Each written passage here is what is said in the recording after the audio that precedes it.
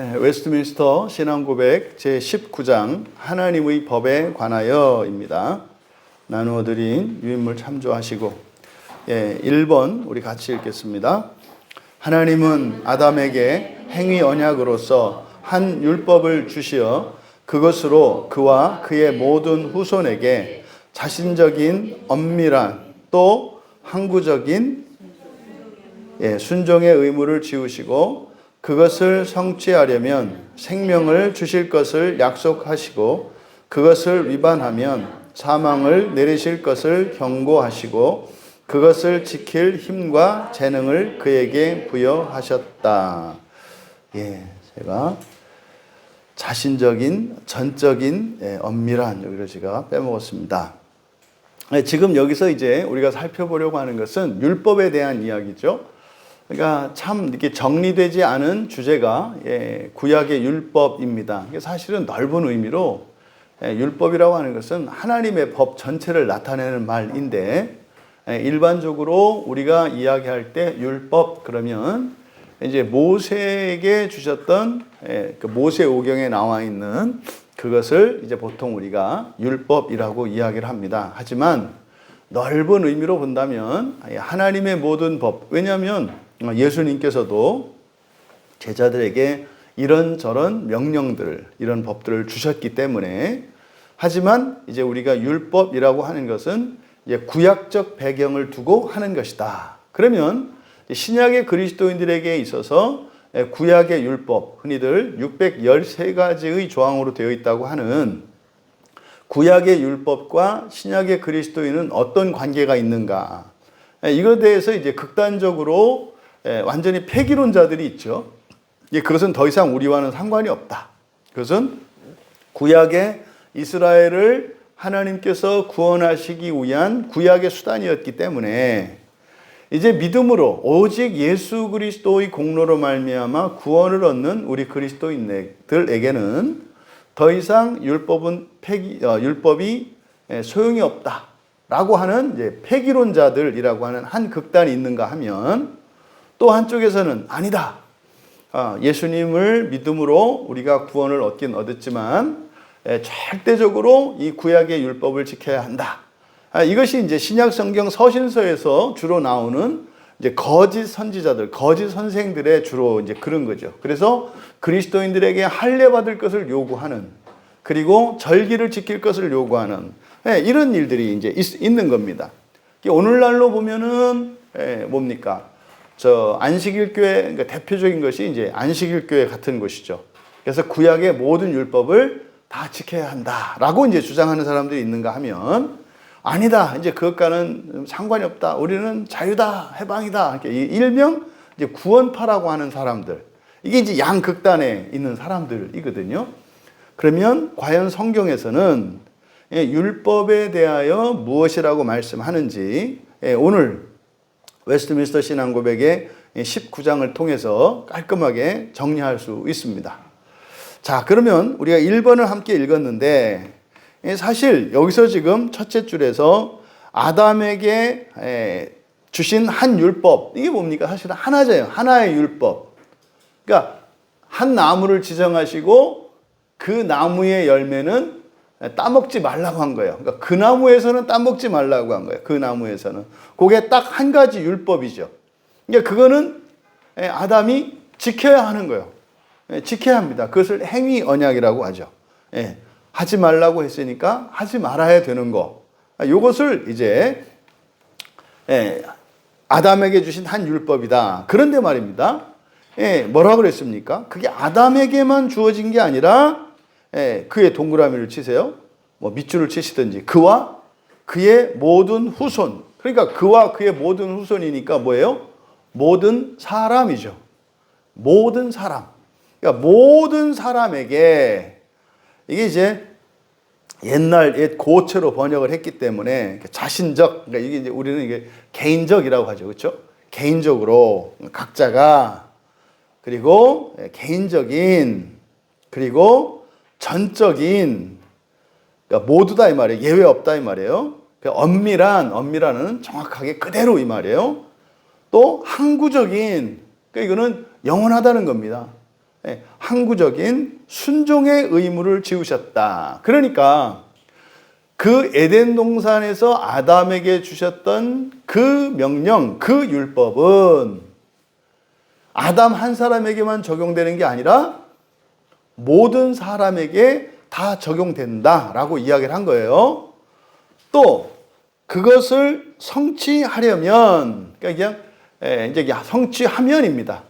앞으로 성취한다면, 이것을 그냥 성취하려면 이렇게 한 거거든요. 그러니까 그것을 성취한다면, 그러니까 순종이죠.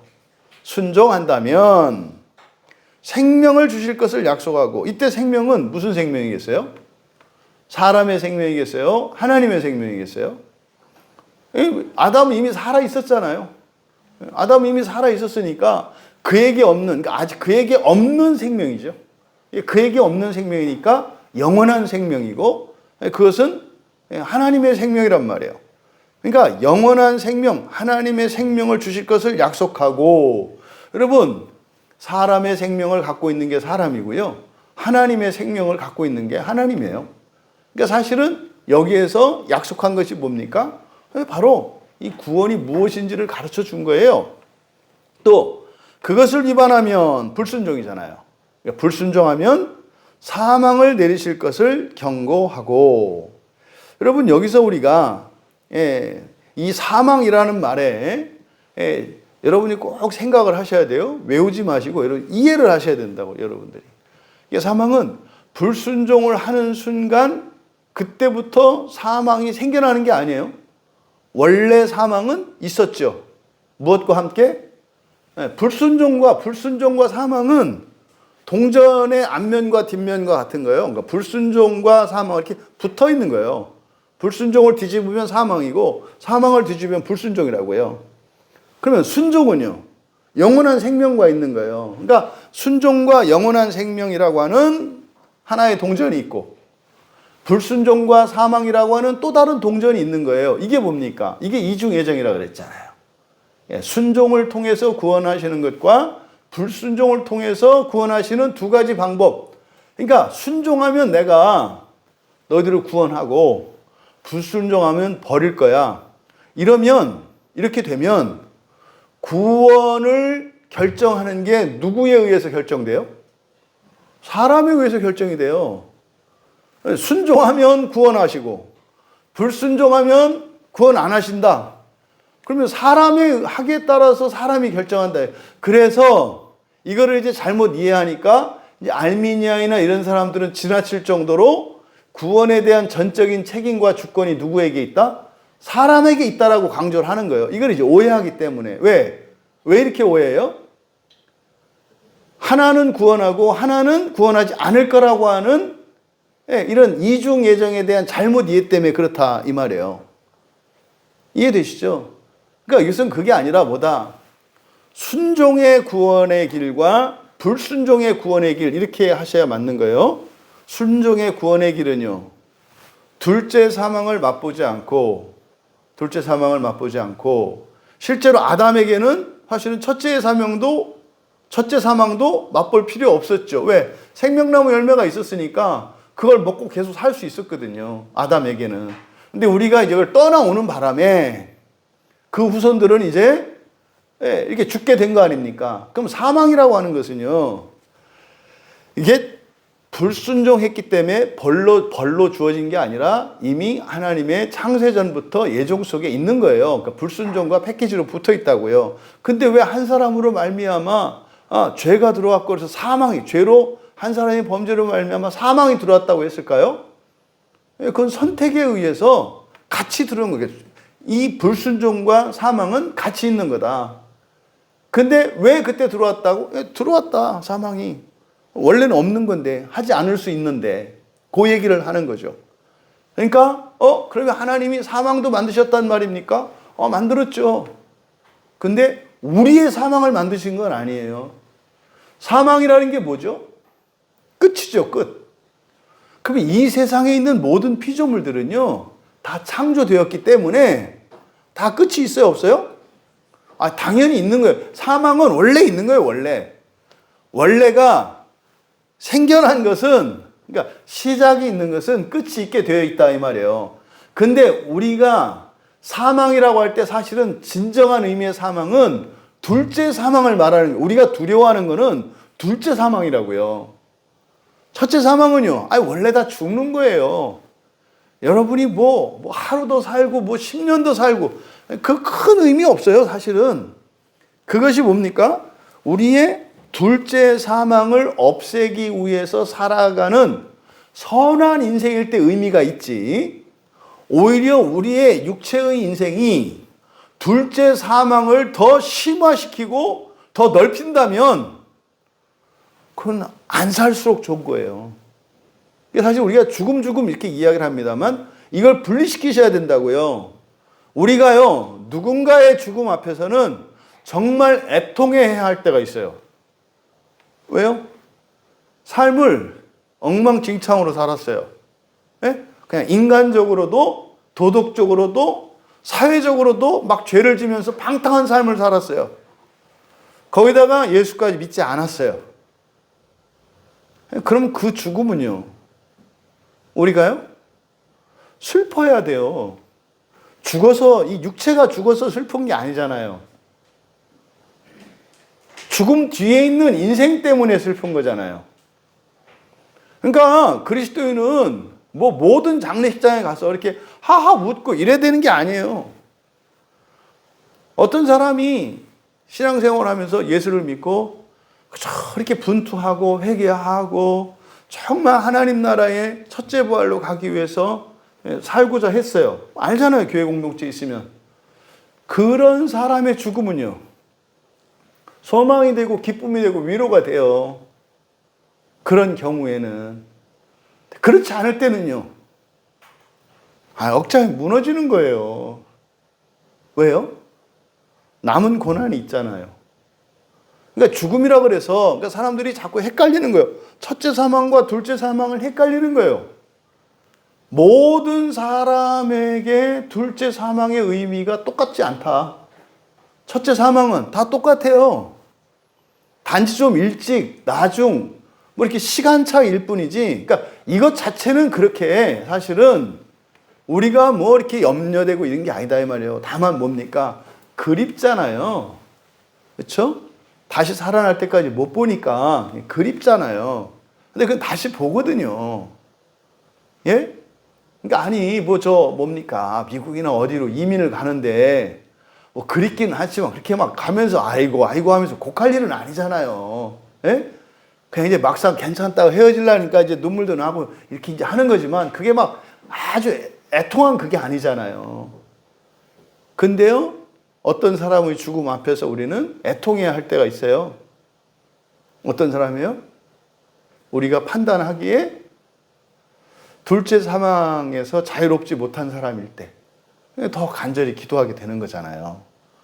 그래서 여기서 이제 이 사망이라고 하는 우리가 일반적으로 말하는 육체의 죽음, 이것을 우리는 세분할 필요가 있다. 육체의 죽음과 이 둘째 죽음, 이거를 영적인 죽음이라고 이야기를 하잖아요. 이 둘을 구별할 필요가 있다. 그래서 단지 이때 그러면은 에덴 동산에서 아담과 하와가 쫓겨났기 때문에 그때부터 이렇게 죽는 존재로 된 게 아니라 원래부터가 다 죽는 거다 이 말이에요. 원래부터가. 이 세상에 있는 모든 것은 베드로 사도가 뭐라 그래요? 이 세상 자체가 언젠가는 다 어떻게 된다? 불에 풀어질 거라고 하잖아요. 다 사멸할 거예요, 이 세상에 있는 것들은. 그런데요, 바로 구원이라고 하는 건 뭡니까?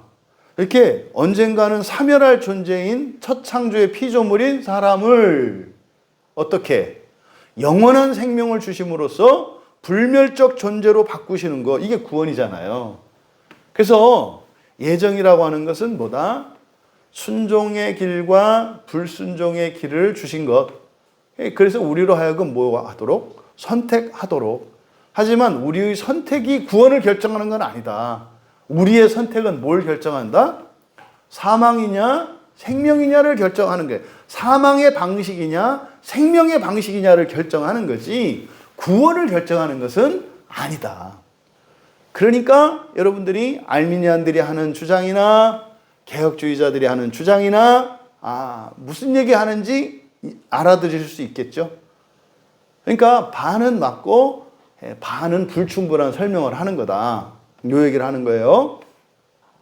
자, 그러면 먼저 갈라디아서 3장 12절 말씀 함께 읽겠습니다. 율법은 믿음에서 난 것이 아니니 율법을 행하는 자는 그 가운데서 살리라 하였느니라. 그러니까 율법을 행하면 죽어요, 살아요? 산다고 되어 있잖아요.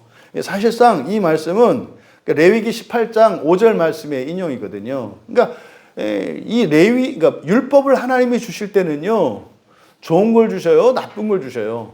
좋은 걸 주시죠.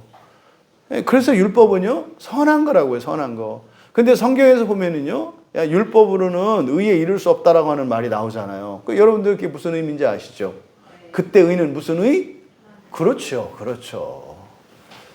그렇게 해서 하나님의 의에 이룰 수 있는 것은 아니다. 하지만 율법으로 이룰 수 있다. 율법은 선하다. 이때는 어떤 의? 그렇죠. 너무 똑똑해요. 이게 성경을 바로 하시는 거예요. 참. 근데 이게 설명이 안 된다는 거 아닙니까? 이게 알면 이게 별것도 아닌데 대단한 얘기. 이게 믿지 않으면은 안 들려요. 그럼 막 이런 얘기 들으면 어떤 사람들은 머리 아프다고 한다고요. 사람의 의가 어떻고, 하나님의 의가 어떻고, 언젠 된다고 했다가, 언젠 안 된다고 했다가 막 헷갈리고 막 이런단 말이죠. 이게 누수가 열리느냐 안 열리느냐에 따라서 이렇게 달리 보여요. 자, 그 다음에 고린도전서 15장 읽을게요. 고린도전서 15장 22절 같이 읽습니다. 아담 안에서 모든 사람이 죽은 것 같이 그리스도 안에서 모든 삶이 삶을 얻으리라. 그러니까 지금 아담 안에서 죽은 것 같이 할 때 이 죽음은 무슨 죽음이겠어요? 사람의 육체의 죽음, 첫 번째 죽음이겠죠. 왜 여기서 아담이 죽는 이유는 뭐예요? 생명나무 열매를 먹을 수 없기 때문에 죽는 거예요. 만약 그걸 먹었더라면 죽음을 보지 않고 진짜로 죽지 않고 곧바로 살아서 부활할 수 있었을 텐데 에덴 동산을 떠나오는 바람에 그때부터 쫄쫄 굶게 됐다 이 말이죠. 그래서 아담 안에서 모든 사람이 죽은 것 같이 요거 가지고 이제 종교 만든 게 불교라니까요. 그 생로병사. 요거 하나 갖고 요 앞에만 이거 어쩔 수 없는 거구나. 그러니까 석가모니가 참 이 부처가 이 시대에 태어나서 성경을 봤더라면 절대 보리수 밑에 가지고 달팽이들이 머리 가지고 올라가게 두지 않습니다. 요 뒤에 요 내용만 알았으면 그리스도 안에서 모든 사람이 삶을 얻으리. 이야, 그럼 보리수 왜 나가요? 그냥 훌륭한 시탈다가 그 이제 왕자가 돼가지고 나라를 잘 다스리고 예수를 전하는 뭐 그런 사람이 됐겠죠. 그죠? 그럼 지금 스들이 참 고생 안 하실 텐데. 그러니까 뒤에 있는 삶은 뭐겠어요? 그리스도 안에서 모든 사람이 삶을 얻으리라 할 때는 무슨 삶? 영원한 삶이겠죠. 요 두 가지 긴장이 있단 말이에요. 그러니까 성경에서 말하는 구원은 바로 영원한 삶을 우선으로 했을 때 육체의 삶이 여기에 영향을 받아요. 그렇죠? 그래서 이 영원한 삶에 관련된 게 우리 본성의 변화란 말이에요. 본성이 변하면 육체의 삶도 우리의 인생도 바뀐다는 거죠. 이거예요. 이게 핵심적인 거거든요. 그래서 이렇게 읽으실 때 여러분들이 성경을 보고 이해하실 수 있다. 그죠? 또 누가복음 10장에 이제 같이 읽겠습니다. 25절에서 28절까지. 어떤 율법 교사가 일어나 예수를 시험하여 이르되 선생님 내가 무엇을 하여야 영생을 얻으리이까? 예수께서 이르시되 율법에 무엇이라 기록되었으며 네가 어떻게 읽느냐? 대답하여 이르되 내 마음을 다하며 목숨을 다하며 힘을 다하며 뜻을 다하여 주 너의 하나님을 사랑하고 또한 내 이웃을 내 자신같이 사랑하라 하였나이다. 예수께서 이르시되 내 대답이 옳도다. 이를 행하라. 그러면 살리라. 네. 율법을 지키면 산다 그랬잖아요. 그러니까 율법은요, 그러니까 잊지 마세요. 율법은 뭐한 거다? 선한 거다. 근데 성경에서 종종 율법으로는 안 된다. 율법으로는 이룰 수 없다. 율법으로 다 뭐 이렇게 지킬 수, 이렇게 하는 얘기는 뭐예요?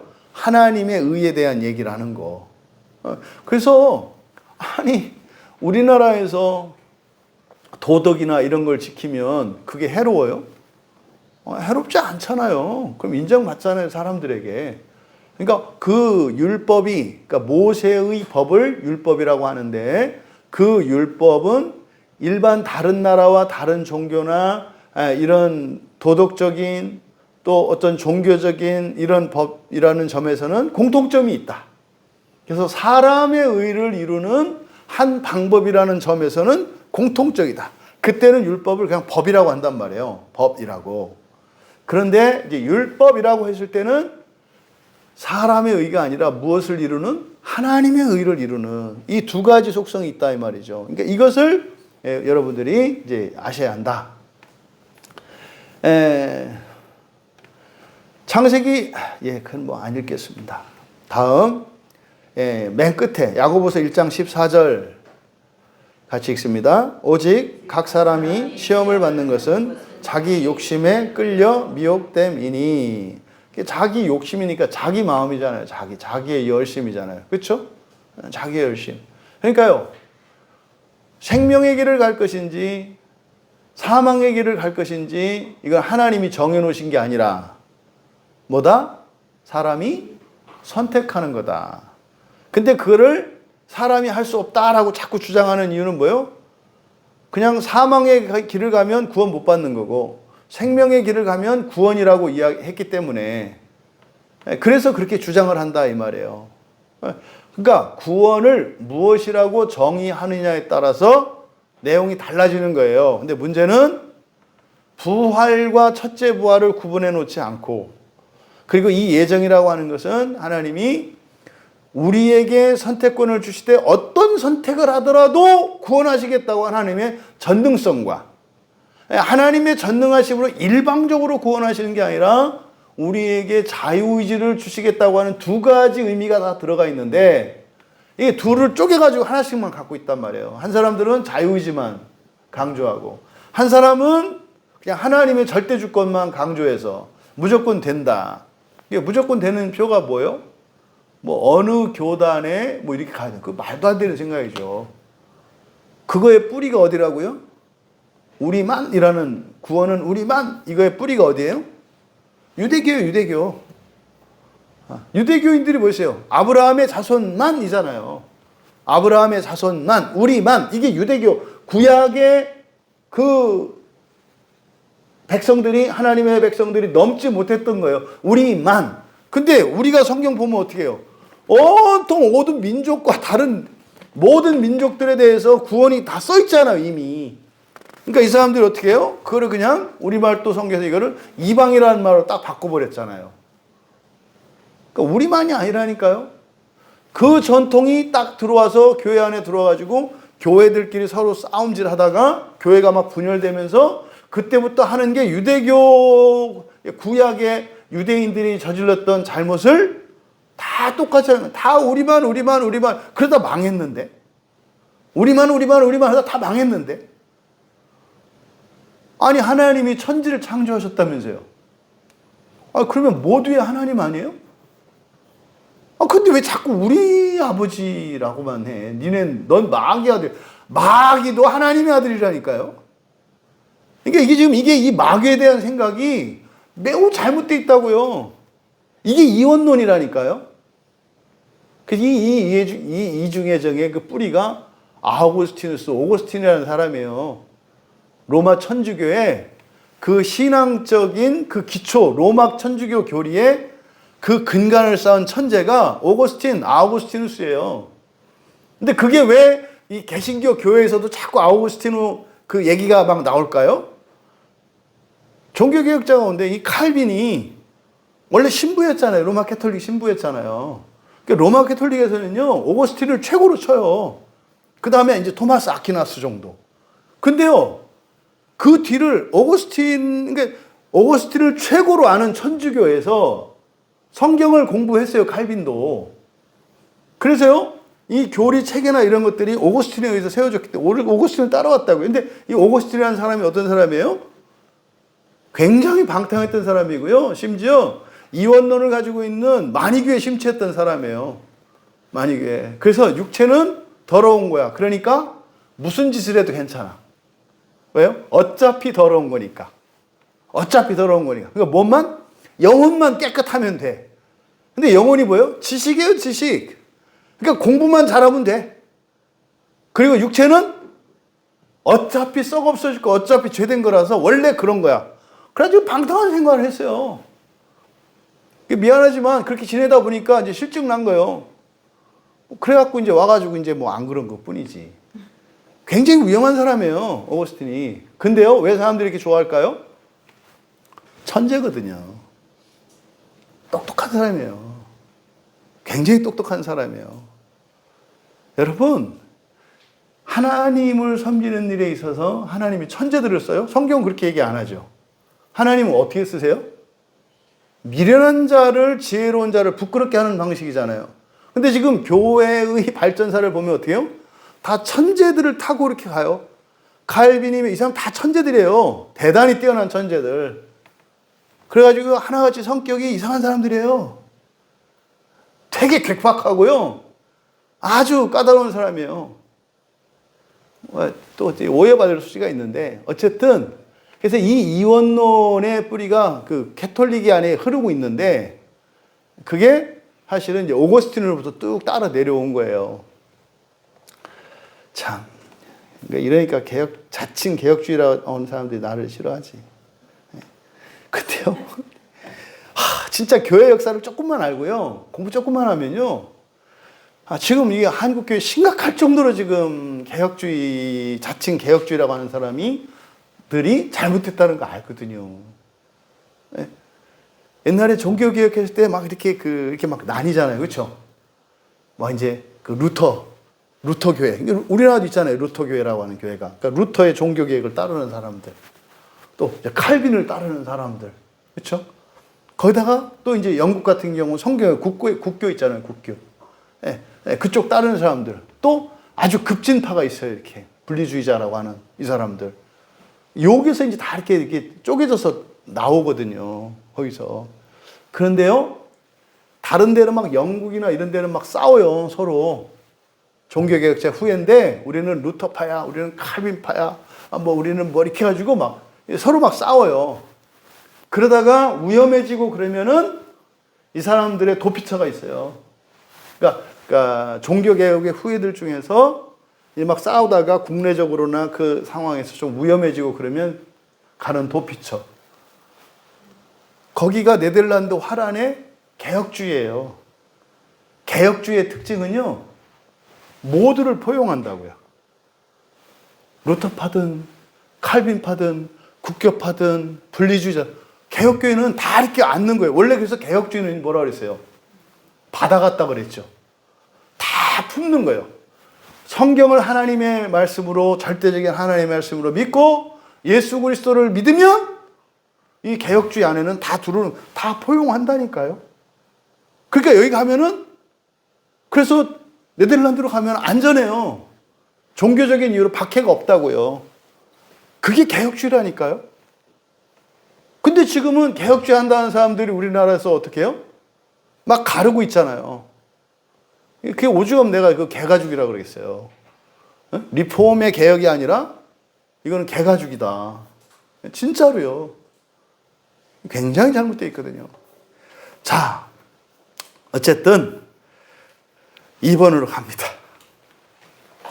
2번 같이 읽습니다. 이 율법은 아담이 타락한 후에도 계속하여 의의 온전한 법칙이 되었고, 이런 법칙으로서 하나님에 의해 시내산에서 십계명으로 선포되어 두 돌비에 기록되었으니, 그 첫 4계명은 하나님께 대한 우리의 의무를, 다른 6계명은 사람에 대한 우리의 의무를 포함하고 있다. 그래서 이 율법은, 이거는 이제 에덴 동산에서 두셨던 하나의 율법이잖아요. 그렇죠? 이 나무 이거 먹지 마. 한 가지 율법이었잖아요. 그렇죠? 근데 이게 이제 후대에 와서 모세에게 맨 처음에 하나님이 주셨던 게 그 데이터를 지우셔야 될 거예요. 메모리 때문에 그럴 거예요. 그래서 그 10가지, 그때부터는 맨 처음에 이제 시내산에서 언약을 맺을 때 하나님께서 주셨던 계명이 몇 가지였어요? 10가지. 10계명을 주셨잖아요. 10계명을. 지금 그 얘기를 하는 거예요. 그래서 하나님에 의해서 시내산에서 10계명으로 선포되었다. 근데 보세요. 계속하여 그 의의 온전한 법칙 밑줄 치세요. 계속하여 의의 온전한 법칙. 이때 의는 뭐겠어요? 하나님의 의겠죠. 하나님의 의. 하나님의 의. 그러니까 하나님이 여러분 맨 처음 주셨던 그 율법이 에덴 동산에서 금단의 나무에 대한 율법, 그 한 가지 율법이잖아요. 그 율법을 맨 처음에 주셨던 목적이 무엇을 위한 거였다고요? 하나님의 의였다는 것을 잊으면 안 돼요. 왜요? 아담은 사람의 의를 가지고 있었어요? 가지고 있지 않았어요? 가지고 있어요. 사람으로서 완전한 사람이었다고요. 창세기 1장에서 사람으로서는 완전하다고요. 그게 완전한 의미 의라 그랬잖아요. 그러니까 완전한 아담에게 계명을 주셔서 순종과 불순종을 통해서 주시려고 하는 의는 사람의 의가 아니잖아요. 그냥 이렇게 그냥 쉽지 않아요. 완전한 사람한테 의롭게 하겠다라고 했을 때 그건 그가 이미 가지고 있는 그 완전함을 또 이렇게 약속을 해요? 그럴 필요가 없잖아요. 이미 가지고 있는데. 그러니까 뭐겠어요? 다른 의일 거 아니에요. 다른 의. 그렇잖아요? 그럼 다른 의가 뭐가 있어요?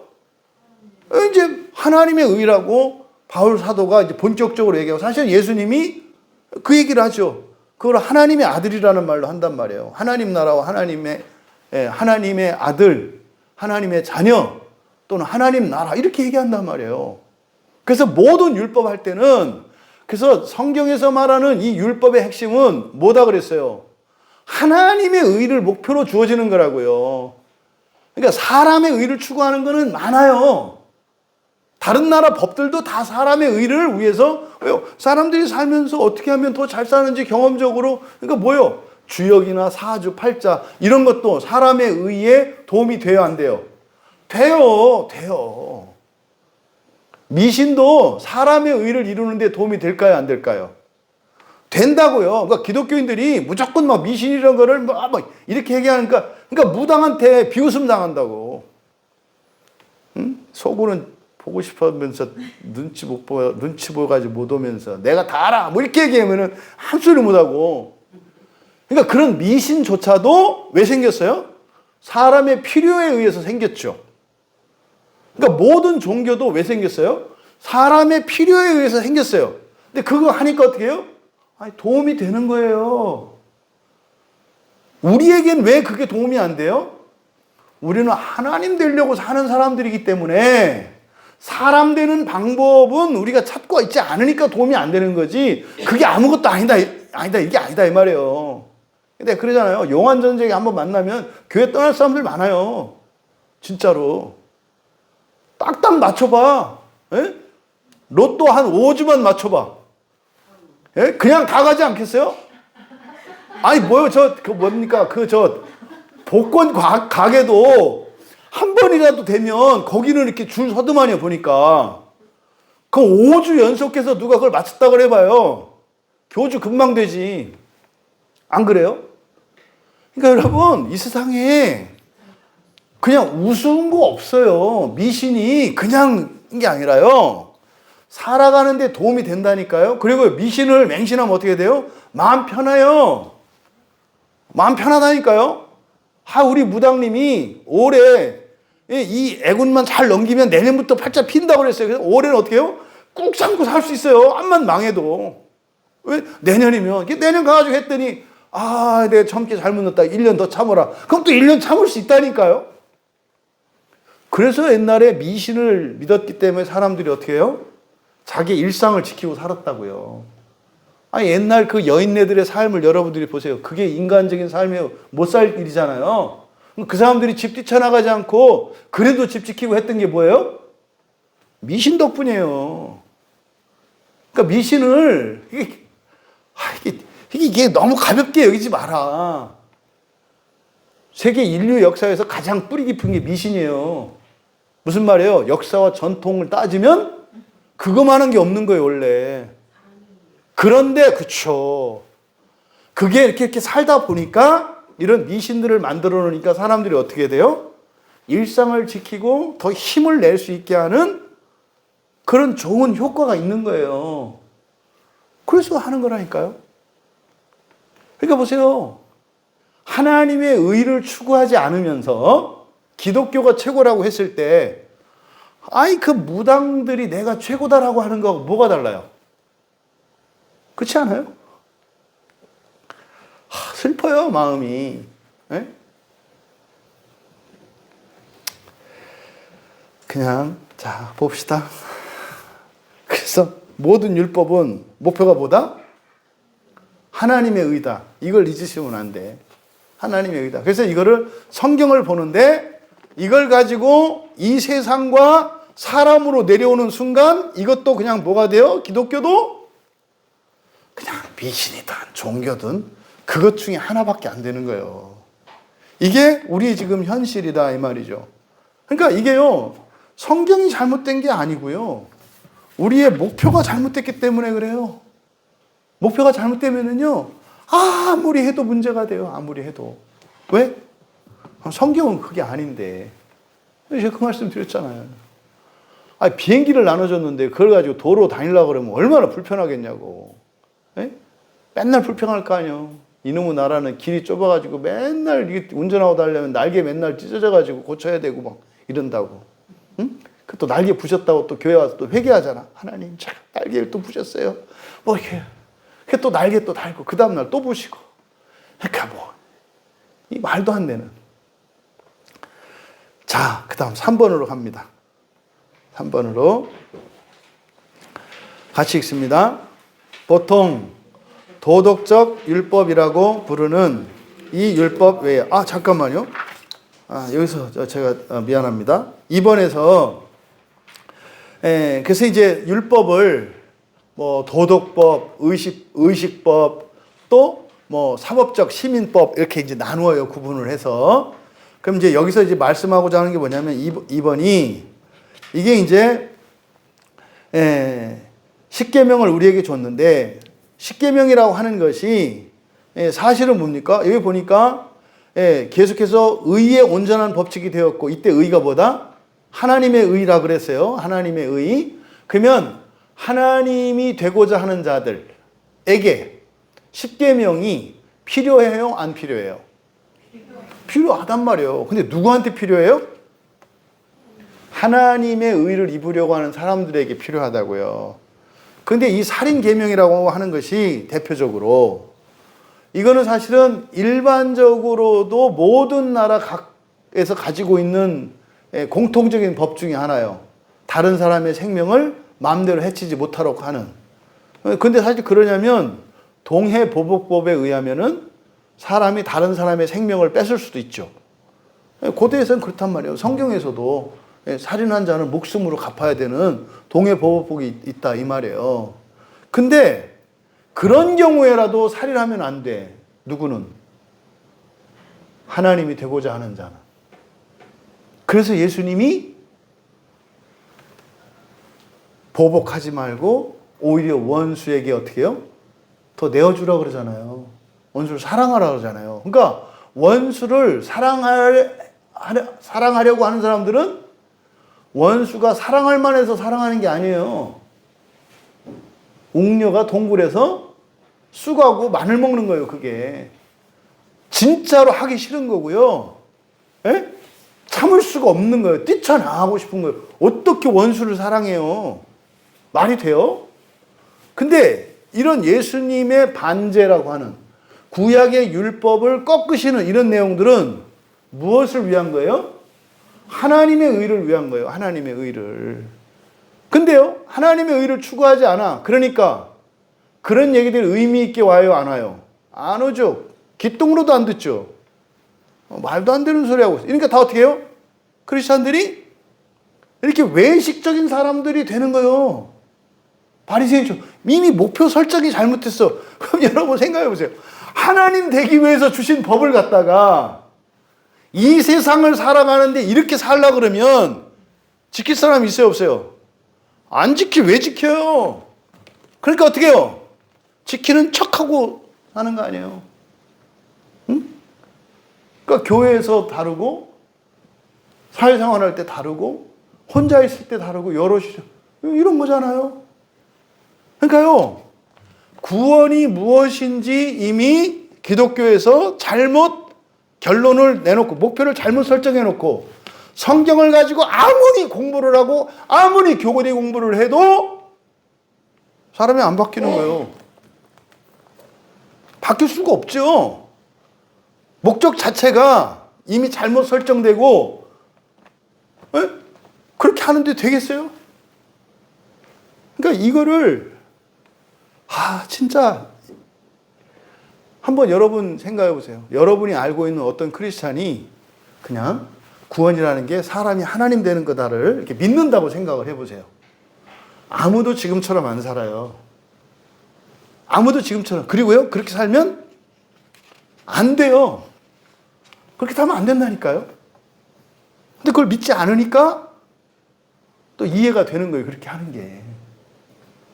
그러니까 여기서 그래서 이 하나님의 법, 말 그대로 하나님의 법, 여러분 이제 소유격을 아시니까 하나님의 법이라고 하는 이 말이 가지고 있는 이중적인 의미 아시죠? 하나님이 주신 법이다 라는 뜻이 있어. 하나님의 법이니까. 또 뭐예요? 하나님들이 지키는 법이다. 하나님들이 지키는 법이다. 이게 하나님의 법이라고 하는 이 말이 가지고 있는 문법적인 의미예요. 이거는. 그러니까 하나님이 주신 법이고요. 하나님이 지키는 법이에요. 뭐가? 성경이. 근데 보세요. 설교는 그러니까 뭐에 대해서 얘기를 하는 거예요? 하나님 되는 거에 대해서 얘기를 하는 거예요. 다. 이게 이해가 쏙쏙 된다고요? 이게 그냥 너무 쉽고 감동이 된다고요? 웃기지 마세요. 거짓말이에요. 그 말이 돼요? 여러분들이 설교를 들을 때는 화도 나고요. 막 밉기도 하고 그래야 돼요. 왜요? 나는 죽을 힘을 다해서 사는데 뭐 하라 그래요? 더 하라 그러거든요. 그러니까 뭐요? 아니 나만큼 내가 지금 어떻게 지금 버티고 있는데 여기서 더 하라 그래. 그거 미치는 거예요. 그러면서 나한테 뭐라고 하는 게 아니라 인생은 하나님 되기 위해서 사는 거라고 얘기하신 거지. 이렇게 하면서 마음이 순화되고 이렇게 가는 거예요. 이렇게. 그거 딱 잊어버리면은요. 언제든지 다 그만둘 수 있어요. 그렇게 이렇게 살아야 할 이유가 전혀 없다니까요. 네? 그러니까 만약에 기독교에 부활이 없다면 이게 부활이 뭐예요? 하나님 되는 일이 없다면 세상에 미련하고 억울한 사람들이 기독교인이라니까요. 그럼 보세요. 사람이 하나님 되는 거 안 믿거든요. 부활을 안 믿거든요.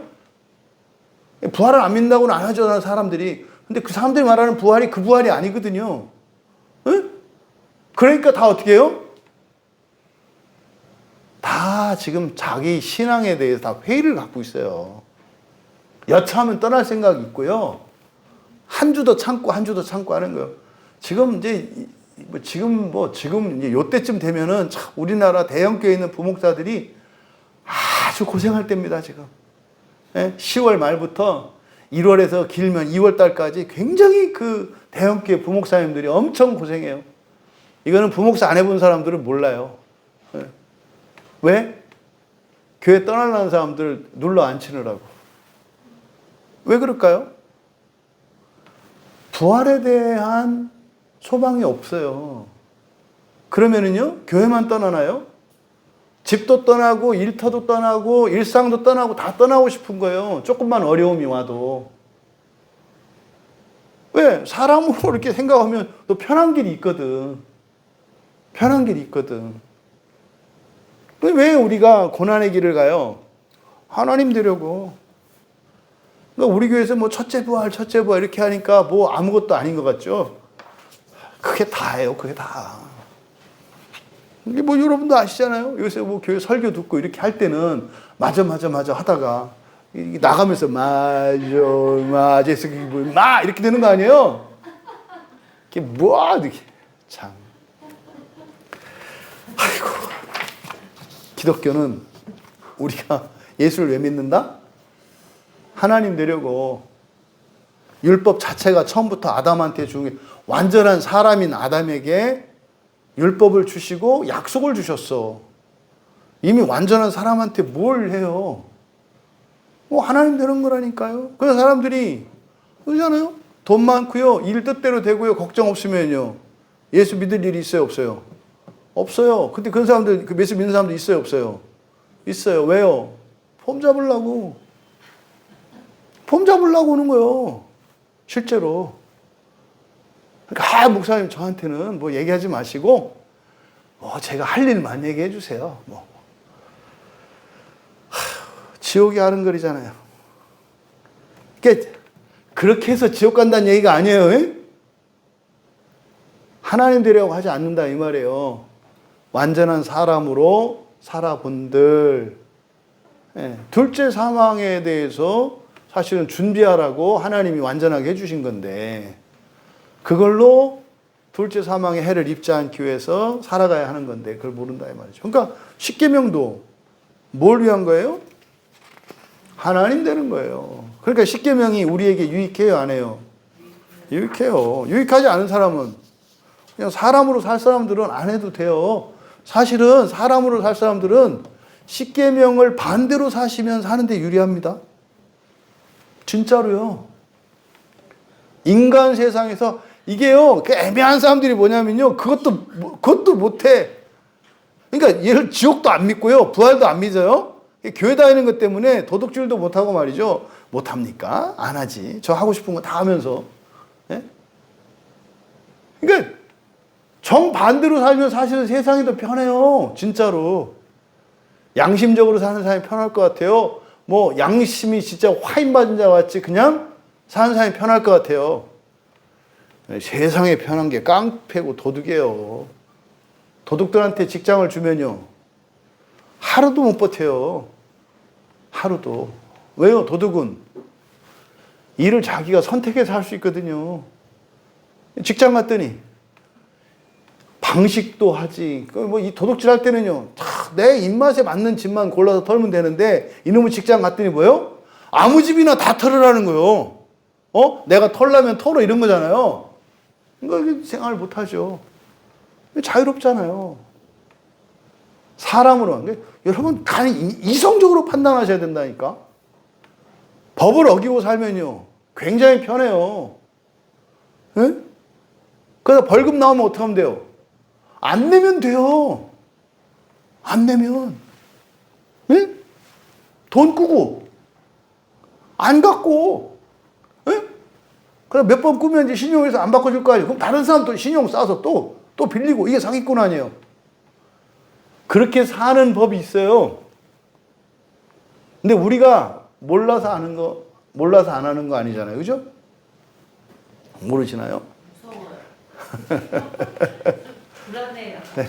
우리는 수단 방법 안 가리고 하는 게 아니라 바른 길을 가고 거룩하고 순결하고 정직하고 성실하게 살려고 하는 이유가 뭐예요?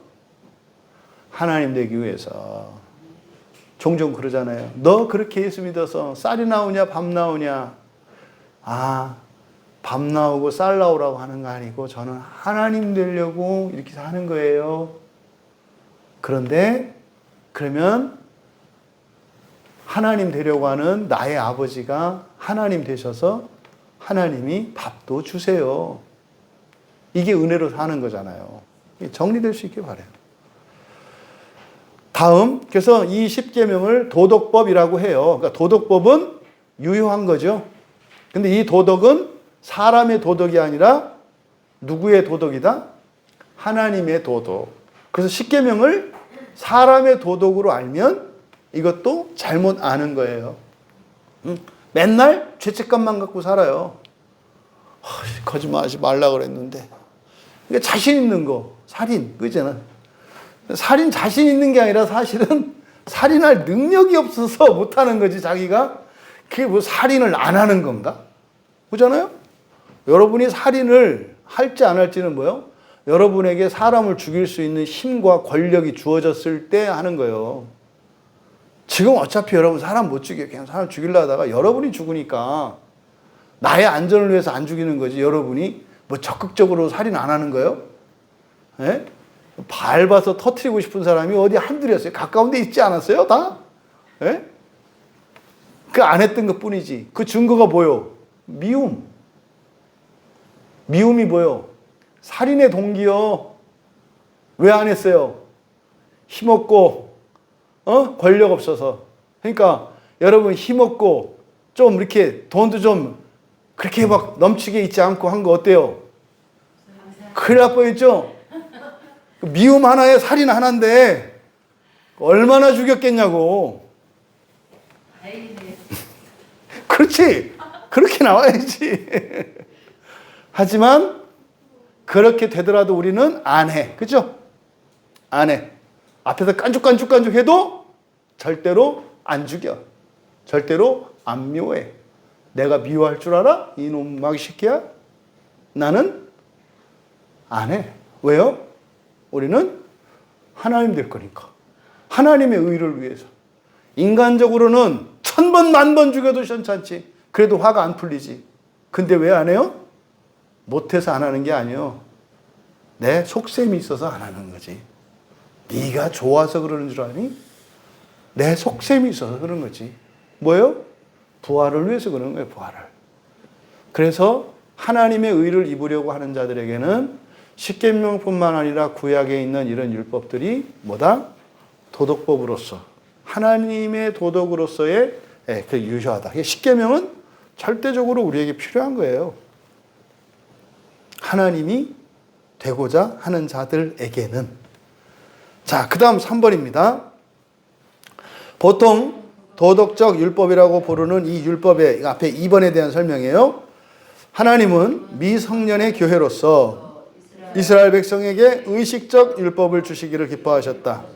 그것은 여러 가지 예표적 규례들을 포함하니 부분적으로 예배에 관한 것은 그리스도와 그의 은혜들, 행위들, 고난들, 은택들을 예시하고 부분적으로 도덕적 의무들에 관한 다양의 교훈들을 제시하고 있다.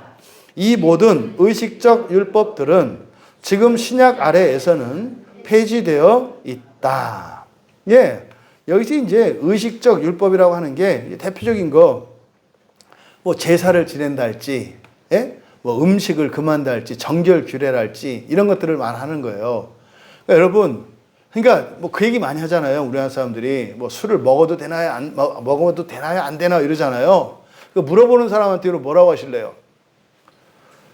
당신은 먹으면 안 돼요. 왜요? 그렇지. 자유롭지 못한 거거든. 그러니까 먹으면 안 되는 거예요. 아, 이제부터 먹지 말아야 되겠구나. 그런데 안 물어보고 먹는데 찜찜해. 당신도 먹으면 안 되는 거예요.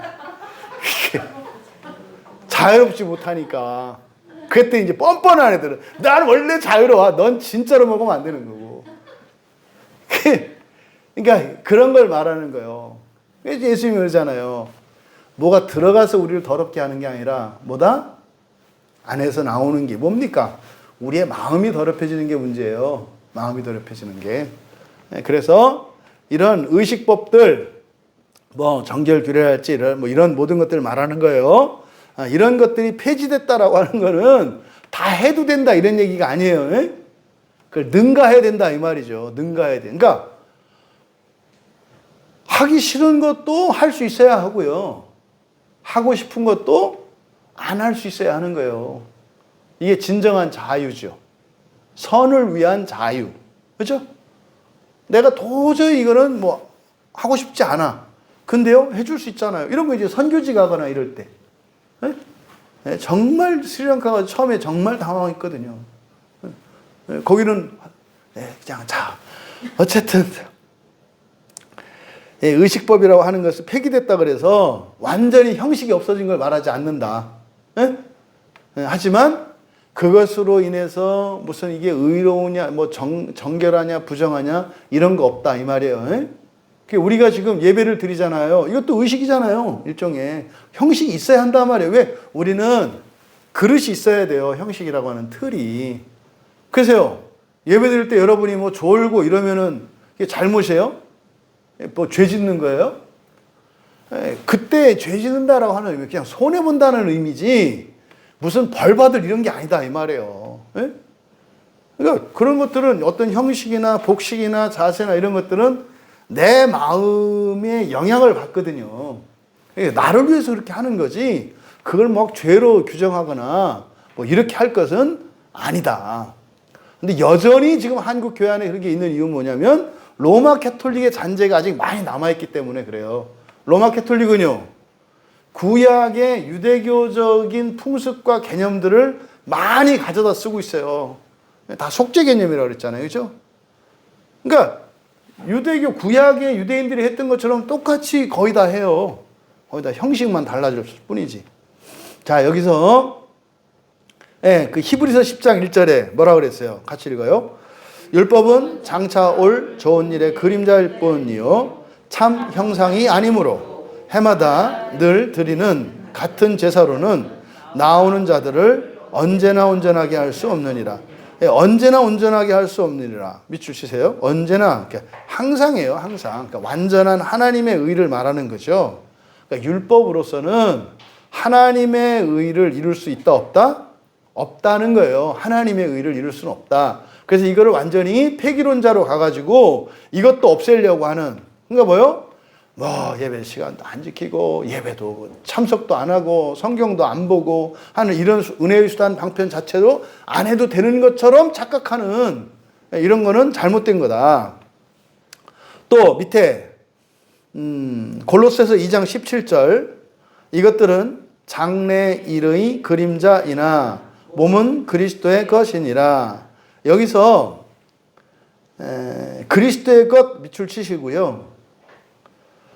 그래서 이것들은 율법을 말해요. 율법은 이제 여러 가지 절기를 지키고 한 이런 율법들, 장래일이라고 했지만 이거는 오고 있는 것들이에요. 오고 있는 것들, 오고 있는 것들의 그림자, 오고 있는 것들의 그림자. 몸은 그리스도의 것 아니고요. 그러니까 몸은 즉 몸은 그리스도의 것이 아니라 즉 그리스도의 몸이니라. 그리스도의 몸이니라. 이게 뭘 의미하는 것 같아요? 부활이에요, 부활. 그리스도의 몸이니라 부활이라고요. 이거는 지금 구약적 이해로 보면, 이제 구약으로 보면 구약에 있는 이런 모든 의식법들은 사실은 오실 예수 그리스도에 대한 예표잖아요. 근데 이게 과거가 아니고 현재 분사거든요. 오고 있느냐, 오고 있는 지금. 그러니까 바울 사도가 골로새 교회에게 이야기할 때 지금 현재형으로 말하고 있어요. 오고 있는, 그러니까요. 오실 그리스도예요. 오실 그리스도는요. 부활을 얘기하는 거예요, 부활을. 그래서 오실 그리스도에 대한 이런 그림자다. 그러니까 율법이 이 말이야. 이게 그냥 몸으로 오신 예수님이 아니라 하나님으로 오실 예수 그리스도에 대한 얘기다 이 말이에요. 이게. 그래서요. 이거를 몸은 이렇게 되는 게 아니라 그림자이나 즉 그리스도의 몸이니라. 뭐가 장래 오고 있는 것이 말이 오고 있는 것이 뭐다? 그리스도의 몸이다 이 말이에요. 그러니까 그리스도의 몸, 우리로 말 부활을 말하는 거예요. 부활을. 그러니까 여러분들이 지금 교회 오늘 이렇게 같이 우리 모여서 예배드리잖아요. 이것도 다 그림자라는 거예요. 뭐의 그림자? 부활의 그림자. 그러니까 부활을 위해서 한다 이 말이에요. 하나님의 의를 위해서 한다 이 말이에요. 이거는 구약 사람들에 대한 그것만 얘기하는 게 아니에요. 우리도 마찬가지예요. 우리가 설교 듣고 성경 보고 기도하고 이렇게 말씀 따라 살고 하는 이게 다 그림자라고요. 그러니까 무엇을 위한, 실체 우리가 바라는 것은 무엇을 위해 하는 거다? 부활을 위해서 하는 거다. 그러니까 여러분들이 오늘 이렇게 하면서요, 우리가 지금 뭘 이루고 있어요? 부활을 이루고 있다고요. 이렇게 하면 부활을 더 이루시는 거라니까. 이게 현재적 구원이라니까. 이렇게 한다고 부활 안 해요. 그래. 이렇게 한다고 되는 건 아니야. 공로는 아니야. 근데 약속이 있거든. 그 약속을 믿고 이렇게 하는 거잖아요. 예? 하나님 앞에 나오는 자는 넘치고 후히 넘치도록 부어주신다. 그리스도께서 이루신다. 그 약속을 믿고 가는 거잖아요. 그 다음에 레위기 5장 맨 끝에만 볼게요. 레위기 5장 1절에서 6절, 6장 7절 맨 끝에 7절, 6장 7절 읽을게요. 제사장은 여호와 앞에서 그를 위하여 속죄한즉 그는 무슨 허물이든지 사함을 받으리라. 이게 무슨 말이에요? 없나요? 레위기. 보라 유사한 성도를 보라. 레위기 5장 1절. 레위기 5장 1절 없나요? 예. 히브리서 9장은 있죠. 첫 언약과 새 언약의 비교. 그 밑에 뭐 있어요? 레위기 5장 1절. 그러니까. 예? 본문이 인용이 안 됐다고. 그래요? 인용 안 하려다 나중에 했구나. 이게 지금 이제 5장 1절에서 6절, 6장 1절에서 7절, 그러니까 거기다 6절하고 7절에 동그라미 치세요. 5장 6절과 7장 6절에 동그라미 치세요. 그것 때문에 인용을 해놓은 거라서 5장 6절과 6장 7절에 있는 게 뭐냐면 제사장이 속죄하는 걸 말하는 거예요. 구약의 제사법에서. 이제 이게 지금 레위기니까 제사장이 너의 죄를 사하노라 그러면은 그 사람의 죄가 사해져요, 안 사해져요? 사해진다고요. 정결하다, 죄 없다, 이렇게 된다 이 말이에요. 이게 의식법이다 이 말이에요. 그러니까 제가 여러분한테 오늘 끝나고 나서 집사님 오늘 죄가 사해졌습니다. 이렇게 하면 집사님 죄가 사해져요, 안 사해져요? 한테 뭐라고 하는지 잘 볼 거예요. 예? 의식법이 없어졌다니까.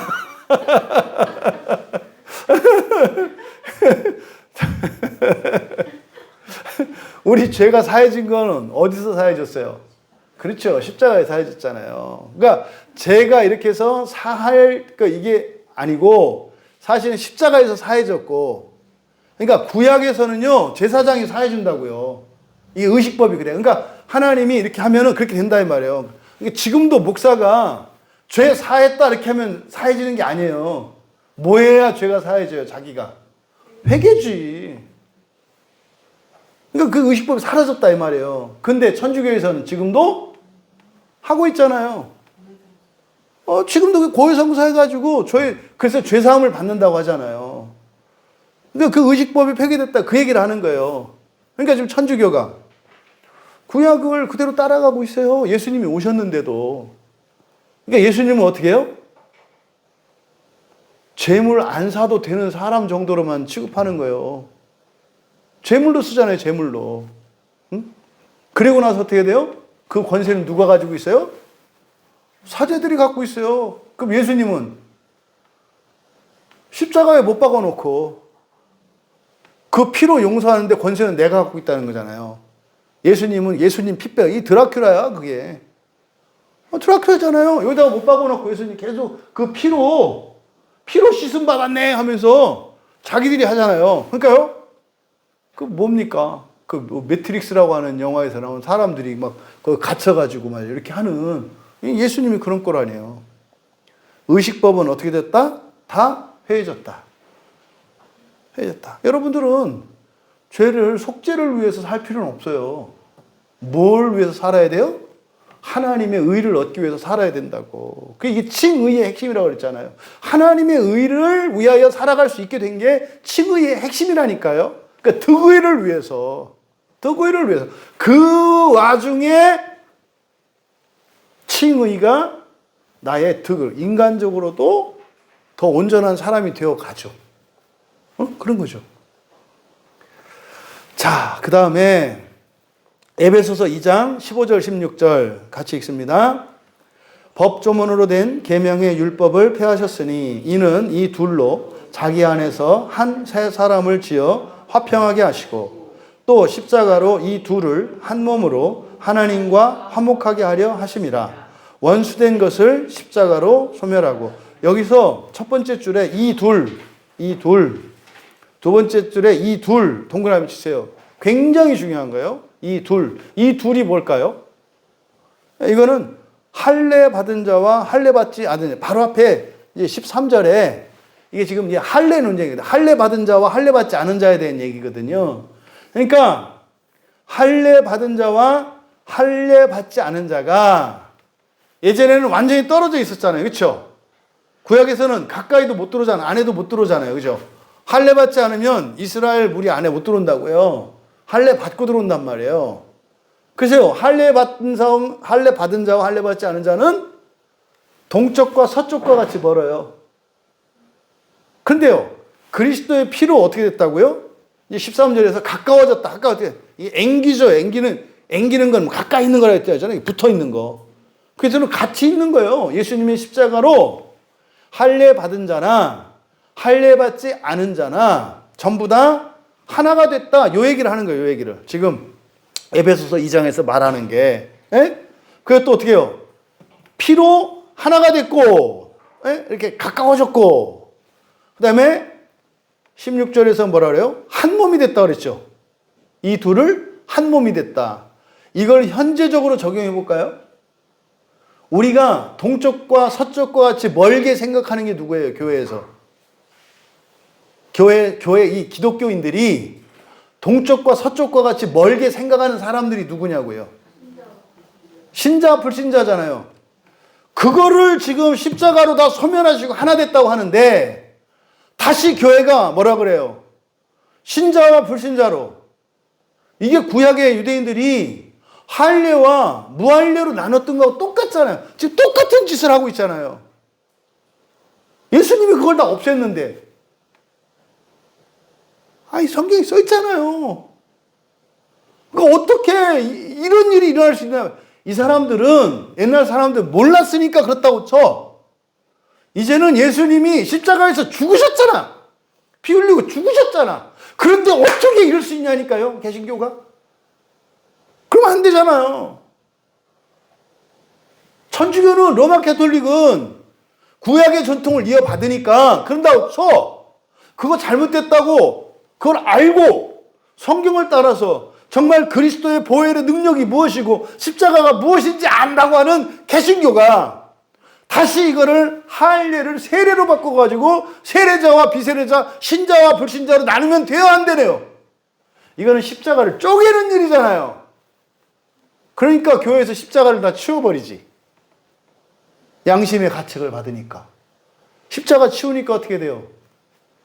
신자와 불신자로 엄격히 나누잖아요. 그러다가 어떻게 나눠요? 진짜와 가짜로 또 나누잖아요. 뭐 이렇게 나눠? 하늘과 땅을 하나로 만들려고 오셔서 십자가에서 죽으셔서 하늘과 땅도 하나로 만드셨는데, 그래서 할례와 무할례도 하나로 만드셨는데, 한 몸 되게 하셨는데, 그거를 예수의 이름으로 나눠. 성경에 써 있잖아요. 그죠? 그래서 진짜인지 가짜인지 어떻게 안다? 분열하는지 안 하는지, 분열을 조장하는지 안 하는지, 그리고 사랑을 최고의 원칙으로 삼는지 안 하는지. 제 얘기가 아니잖아요. 주님이 가장 큰 계명이 사랑이라고 했잖아요. 주님 얘기를 하는 거예요, 제가. 어머, 그러네. 이러시면 안 돼. 옛날에 제가 그랬단 말이에요. 그러니까 너무 간단하잖아요. 그러니까 어떤 이유로든지 갈라. 그러면 안 돼요. 틀린 걸 지적하지 말라는 얘기가 아니에요. 그러니까 미워하면 안 되고요. 너와 나로 나누면 안 되고 이 편 나누면 안 된다니까요. 근데 지금 우리 상황이 너무 마음 아픈 상황이잖아요. 근데 왜 소망이 있어요? 여러분이 있으니까. 이 광야교회에 있는 여러분들이 소망이에요. 왜 소망이에요? 이렇게 힘든 교회를 버티는 여러분이. 그러니까 여러분이 이 지구를 지키기 위해서 온 우주를 지키기 위한 용사들이라는 거 잊지 마시고 낙심하지 마셔라. 좀 힘든 일이 있고 이러면은 다 뭐예요? 마귀가 시험하는구나. 또 하나 빼가려고 하는구나. 이렇게 생각하시면 된다고. 진심으로. 여러분들 몇 안 되는 교인 중에 한 분이세요. 괜히 여러분들 교만 치켜 세우려고 하는 거 아니에요? 몇 안 되는 교인 중에 속해 있다는 거 아시면 된다고요. 그에게는 복도 있겠지만 쉽지 않은 길이에요. 다음 4번. 한 국가로서 이스라엘 백성에게 하나님은 또한 많은 사법적 율법을 주셨으니 그것은 그 백성의 국가와 함께 끝났고 지금은 그것의 일반적 정당성이 요구될 수 있는 것 밖에는 다른 아무것도 의무로 지우지 않는다.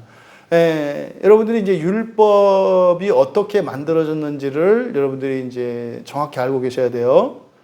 구약의 모세의 율법이라고 하는 것은 십계명과 같이 하나님이 직접적으로 써주신 게 있어요. 십계명 하나님 돌려 직접 써주신 거죠. 대부분의 율법은 모세가 만든 거예요. 하나님이 주신 권세에 따라서. 이게 새 창조의 특징이라고 그랬잖아요. 새 창조의 특징이라고 그랬잖아요. 그래서 대부분의 율법은 필요에 따라 만드는 거예요. 필요에 따라. 거기에 하나님이 신적 권위를 부여해 주시는 거예요. 그럼 그게 하나님의 율법이 되는 거예요. 그러면 십계명을 제외하고 다른 율법들은 사실은 이스라엘 민족과 함께 살아갈 때 그들이 저질렀던 범죄들이에요, 다. 구약의 율법들은 하늘에서 뚝 떨어진 율법이 아니라 심지어 십계명조차도 그들이 저질렀던, 하지만 중대한 거, 심각한 거에 대해서는 하나님 10개로 딱 규정을 하신 거고, 다른 모든 것들은 역사적 교훈을 따라서 이런 율법들이 만들어내는 거예요. 아, 얘들이 이럴 때 이러더라. 그러니까 그런 걸 막기 위해서 이렇게 해야 되겠다. 이렇게 만들어지는 거예요. 그러니까 모세의 율법은 하나님이 신적 권위를 주셔서 하나님의 율법이 되었지만 대부분의 모세의 율법들은 그 시대를 살아갔던 사람들에게 적용되는 법이라고요. 그러니까 오늘날 우리들에게는 그게 그대로 적용되지 않아요. 그걸 가지고 그래서 우리에게 어떤 사법적 판단의 근거로 삼을 수 없다 이 말이에요. 그래서 구약에서는 아까 말씀드린 것처럼 누군가가 우리 가족의 생명을 해쳤어요. 예? 교통사고로 다른 사람이 음주운전을 해서 저희 아버지 같은 경우에 돌아가셨어요. 제가 막 복수한다고 난리를 쳤었거든요. 전 그래야 된다고 생각을 했어요, 그때. 왜요? 술 먹어서 했던 뭐 했던 어쨌든 우리 아버지 목숨을 뺏어갔으니까 나는 너를 죽여야 자식의 도리를 한다고 생각을 했어요. 그 죽이려고 그러고도 안 했다고요. 왜? 그게 자식의 도리니까. 그러면 된다 안 된다? 안 되는 거예요.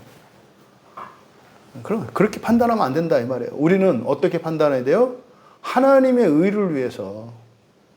하나님의 의를 위해서. 그래서요. 손해도 감수하는 거라니까요. 그러니까 판단 기준이 바뀌어. 목표가 달랐으니까. 목표가 달랐으니까. 그 얘기를 하는 거예요. 대표적으로 예수님의 산상수훈 마태복음 5장 말씀 넣어놨죠. 마태복음 5장 38절 39절 같이 읽습니다. 눈은 눈으로 이는 이로 갚으라 하였다는 것을 너희가 들었으나 나는 너희에게 이르노니 악한 자를 대적하지 말라. 누구든지 내 오른뺨을 치거든 왼편도 돌려대며. 이런 얘기를 이제 목사가 설교해요. 그럼 여러분들은 속에서 어떻게 해야 돼요? 부글부글 끓어야 되는 거예요. 네가 겪어봤어? 이래야 된다고요. 네가 당해봤어? 그게 뭔지 알아? 너는 그럴만하다고 생각하지. 네가 겪어봤어? 뭐 이게 나와야 정상이에요. 에? 그렇게 해서 뭐 이제 목사한테 얘기해봐야 존소리 못 듣죠. 왜? 뻔히 얘기해. 그럼 마음대로 하셔 이럴 거니까. 그게 무슨 의미예요? 사람 뜻대로 사람 되는 대로 사는 거지. 그렇다 치면 지금까지 살아온 세월이 억울하지 않나? 그렇지 않아요? 그것도 옛날에는 어쩔 수 없이 참았던 게 너무 잘한 게 되잖아. 목표가 안 바뀌어서 그래요. 목표가 안 바뀌어서. 그러면 이제 어떻게 돼요? 그렇게 하면서 이제 정신이 들잖아요. 그치. 나는 사람의 의가 아니라 하나님의 의를 위해서, 그치. 첫째 부활을 위해서 내가 이러고 있는 거지. 그치. 목사님이 그렇게 해라. 그렇게 한 거 잘못이다. 이 얘기가 아니라 집사님 절대 난 집사님이 조금이라도 지옥 가지 않길 바래요. 가면 안 돼요. 우리 같이 첫째 부활 합시다라는 얘기로 이제 정신이 들면 이렇게 이제 들어와. 나한테 막 뭐라고 한 게 아니라, 아, 목사님 나를 사랑하는 얘기구나. 내가 아픈 거는 못 보겠다는 얘기구나. 이렇게 들리잖아요. 그 얘기 하는 거예요, 그 얘기. 이게 안 된 상태에서 산상수훈 갖고 설교하시느라고 목사님들이 애쓰세요. 애쓰신다고 진짜로.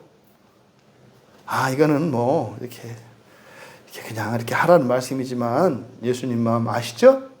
이해하세요? 뭐 이런 쪽으로 가는 거예요. 반드시 이렇게 해야 됩니다. 이 얘기를 누가 하겠어요? 누가 사기쳤는데 그렇게 그냥 내비두라고? 참으세요. 그 얘기를 할 수 있겠어요? 왜 그래야 돼요? 사람으로 손해보더라도 하나님 되세요. 하나님 되기 위해서 그를 집사님이 돈 주고 샀다고 생각하세요. 이거잖아요. 사실은 왜 그게 안 돼요? 돈 주어도 안 살라 그러는데 돈 주고 사니까 더 화나는 거지. 하나님 되는 걸 믿지 않으니까.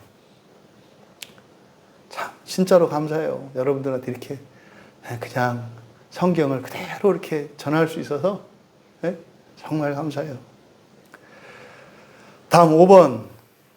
도덕적 율법은 칭의된 사람들에게도 다른 사람들에게도 모든 사람들에게 영구히 이것에 순종할 의무를 지우나니. 기억하셔야 돼요.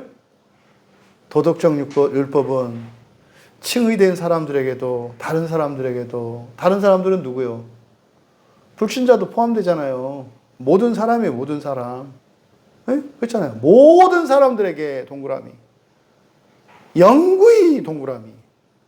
그러면요, 모든 사람들에게 영구히 그러면은 모든 사람들이 구원 안에 들어가요, 안 들어가요? 들어가니까 모든 사람들에게 영구히 의무를 지운다고 하지. 응? 불신자, 흔히 요즘 사람들 말하는 불신자한테 뭘 얘기를 해. 내비쳐 두지. 지켜라 말아 할 거 뭐 있어요. 어차피 그 지옥 갈 사람들. 아니잖아요. 웨스트민스터 신앙고백에서 그렇게 얘기 안 하잖아요. 모든 사람들에게 영구히 순종할 의무가 있다는 거죠. 물론 이제 그러지. 있는데 안 지켜서. 웃기지 마세요. 예수 안 믿고도 십계명 다 지킨 사람들 많아요.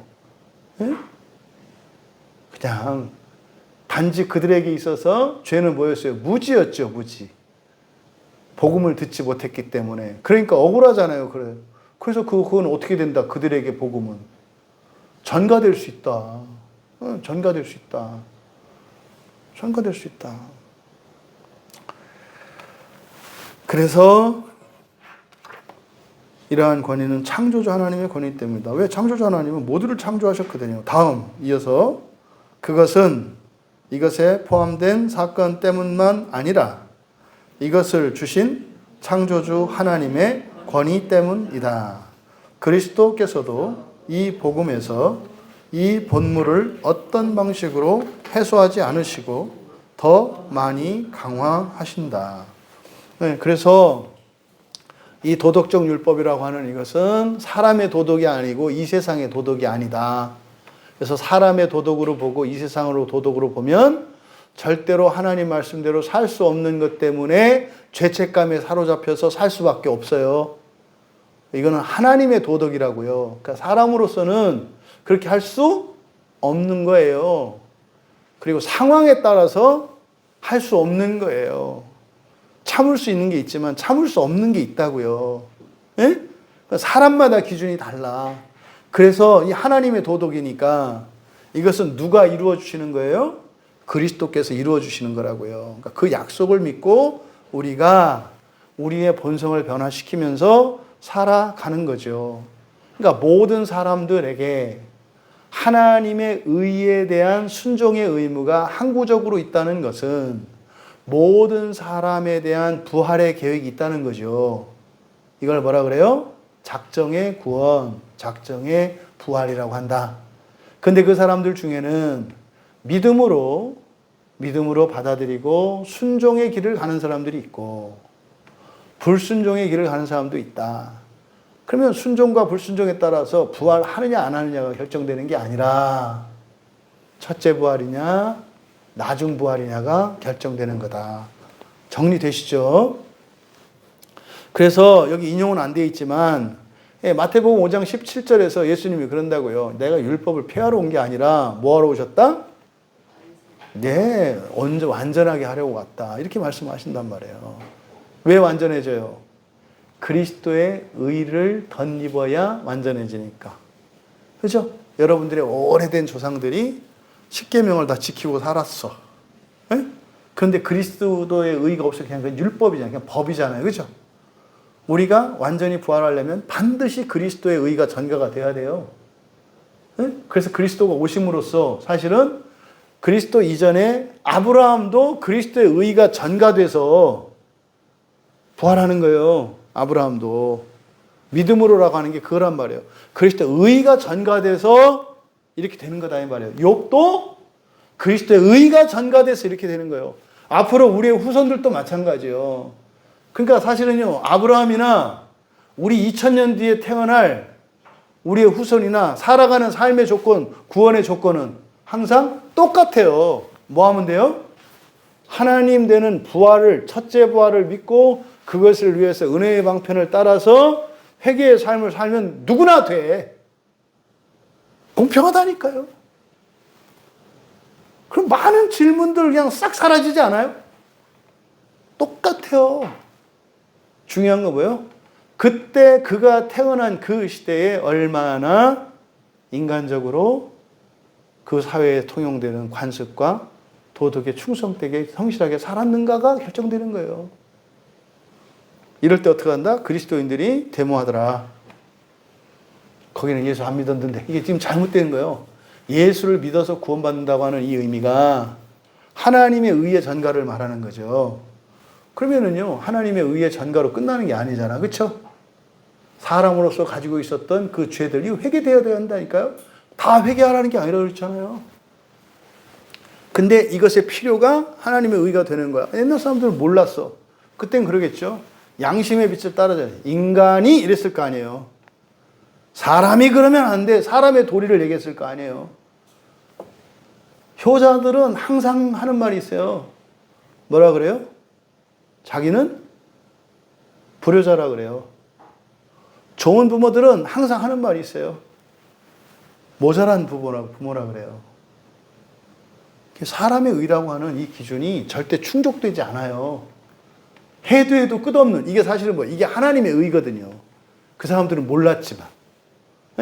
이게 양심을 봐요.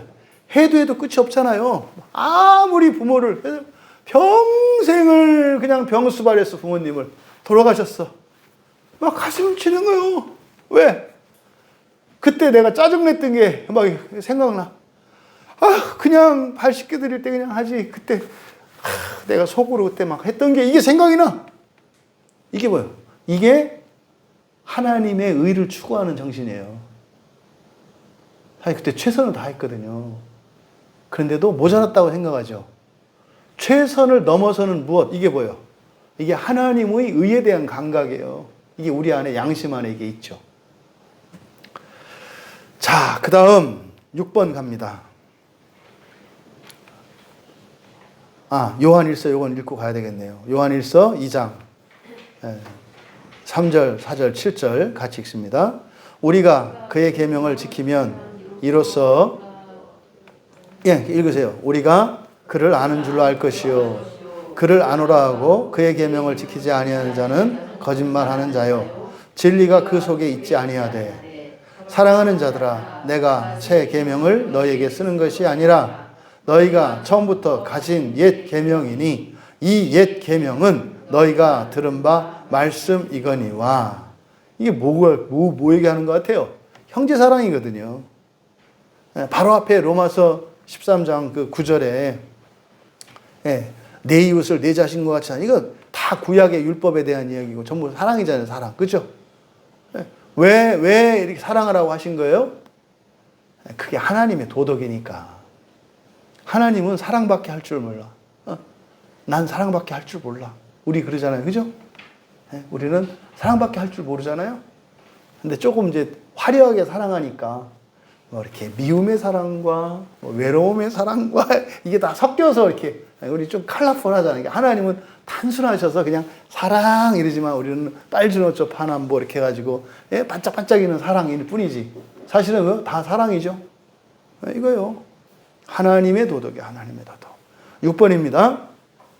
참 신자들은 행위 언약으로서 율법 아래에 있어서 그것에 의해 의롭다함을 얻거나 정죄받는 것은 아니나 다른 사람들에게와 마찬가지로 그들에게도 율법은 크게 유용하다.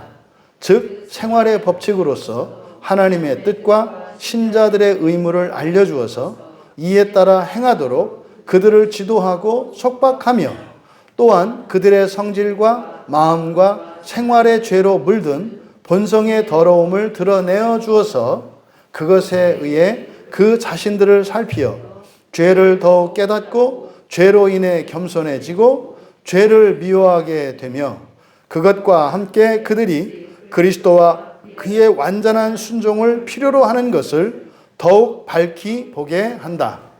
마찬가지로 이 율법은 거듭난 자들에게도 그들의 부패를 제어하기 위해 유익한 것이니 이것은 죄를 금하며 이것의 위협들은 비록 그들이 율법에서 위협된 저주로부터 해방되었다 할지라도 그들이 죄 때문에 기대할 수 있는지를 보여줌에 역사한다.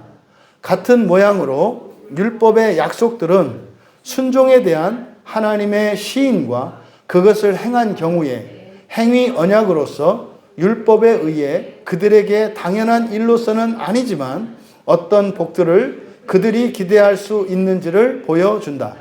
그래서 율법이 선을 장려하고 악을 제지하기 때문에 사람이 선을 행하고 악을 피하는 것은 그가 율법 아래에 있고 은혜 아래에 있지 않다는 증거는 되지 않게 된다. 그 중간에 밑에서 하나, 둘, 셋, 넷, 다섯, 여섯, 일곱째 줄인가요? 그들이 죄 때문에 기대할 수 있는 요거 있잖아요. 위협된 저주로부터 해방되었다 할지라도 그들이 죄 때문에 찾으셨나요? 네. 그 뒤에 무엇을 이라고 넣으세요. 그래서 이게 이제 영어로 이렇게 직접 번역을 해 놓은 거라서 옛날에 다른 분이 이제 하셨던 건데 이게 설명이 좀 그래서 무엇을 이렇게 넣어야 이해가 돼요. 그러니까 뭐냐면 거기 밑줄을 치세요. 그들이 죄 때문에 무엇을 기대할 수 있는지 그리고 그 아래 하나 둘 셋 그 밑에 세 번째 줄에 어떤 복들을 그들이 기대할 수 있는지 이해되시죠? 그러니까 순종을 했을 때 어떤 복들을 기대할 수 있는지 불순종했을 때 무엇을 기대할 수 있는지 이때 무엇은 뭐겠어요? 고통이나 저주를 말하겠죠? 그러니까 지금 6번 길게 설명을 했잖아요. 왜 이렇게 복잡하게 설명했을까요? 그럼 이거 읽으면요, 이거 여러분들이 계속 읽으면은 나중에 머리 돌아요. 그래서 어떻게 하냐면 집어 던지면서 한 가지 질문을 하게 돼 있어요. 그래서 율법을 지켜야 된다는 거야? 안 지켜야 된다는 거야? 설명할 수가 없어요. 그래서 이렇게 길게 해놓은 거예요. 근데 간단하게 할 수 있죠. 하나님의 의를 추구하는 사람은 반드시 율법을 지켜야 한다. 이 얘기예요. 근데 하나님의 의와 사람의 의를 구분하지 않기 때문에 성경에서는 분명히 믿음을 얘기를 하거든요. 근데요, 지키지 않았을 때에 대한 경고가 계속 오거든요. 예수님 산상수훈 보세요. 바로 지옥 보내잖아요. 바로. 그럼 사람들은 일반적으로 구원을 지옥 안 가는 거로 사람들이 이해를 하는데 예수님 말씀을 보면 믿고 열심히 믿은 사람들한테도 지옥 갈 것에 대해서 경고를 한다고요. 지옥은 신약 성경에서 누구한테 경고한다고요? 신자들한테 경고한다니까요. 그러니까 구원은 지옥 안 가는 게 구원이 아니에요. 더 좋은 구원이 지옥 안 가는 거고 구원은 뭐 하는 거다? 부활하는 게 구원이에요. 부활하는 게. 그러니까 보통 우리나라 사람들이 이해하는 구원은 더 좋은 구원이에요. 더 좋은 구원은 그냥 성경 용어로는 첫째 부활이고요. 둘째 사망의 해를 입지 않는 거고요. 예? 이게 더 좋은 구원이라니까요. 첫째 부활이고 둘째 사망, 지옥 가지 않는 거고. 이해되시죠? 예. 그 얘기를 지금 성경에 보면 이게 헷갈리거든요. 율법을 안 지켜도 되는데 또 지켜야 된다 그래요. 그래서 그럼 율법 안 지키면 어떻게 돼요? 이렇게 물어봐. 그럼 대답을 못 해요. 그럼 이렇게 대답하죠. 머리가 좋으니까. 당신이 율법을 안 지켜도 된다고 생각하는 것은 아직 온전한 회개를 하지 않았기 때문이에요. 그러니까 그럼 내가 지금 어떤 상태라는 거요? 구원 받는다는 거 안 받는다는 거요? 아, 현재는 좀 알 수 없어요. 근데 돌아가시기 전에 될 거예요. 그럼 죽기 전에 이제 물어봐. 아, 평생 이게 해결이 안 되는데 어떻게 해요? 아, 주님이 선하신 뜻대로 하실 테니까. 그 얘기 뭐예요? 지옥 가더라도 불만 품지 말고 가라. 뭐 이런 얘기잖아요. 이게 지금 6번의 긴 설명 속에서 이때 웨스트민스터 신앙 고백서를 작성하는 분들의 그 고민과 안타까움. 이건 사실은 뭐예요? 그때 당시로서는 성경을 온전히 드러내려고 엄청 노력하는 거로 보여요. 엄청. 근데 이해할 수 없었던 거죠. 왜요? 네, 아직 이 로마 캐톨릭의 전통 아래서 벗어나지 못했었기 때문에. 네. 그러니까 부활과 첫째 부활, 하나님의 의와 사람의 의. 근데 이거는 이미 바울 서신, 그러니까 예수님의 성경부터 이미 다 있었거든요. 근데 그렇게 안 보여요. 근데 이 시대에 우리 눈에 이렇게 띄게 하셨잖아요. 특별한 사명이 있는 거라니까요. 그래서 하나님의 의를 잊고자 하는 신자에게는 율법이 도덕법으로서 절대적으로 필요하고 그것을 지키고 완전에 이르기까지 애쓰면서 살아야 한다는 거예요. 어기면 안 된다는 거 아니에요. 그죠? 도덕법으로 받아들여야 한다 이 말이에요. 옳다 이렇게 받아들여야 한다 이 말이에요. 이렇게 해야 되는 거다. 그렇게 하지 않았을 때 우리는요. 느껴야죠. 뭐로.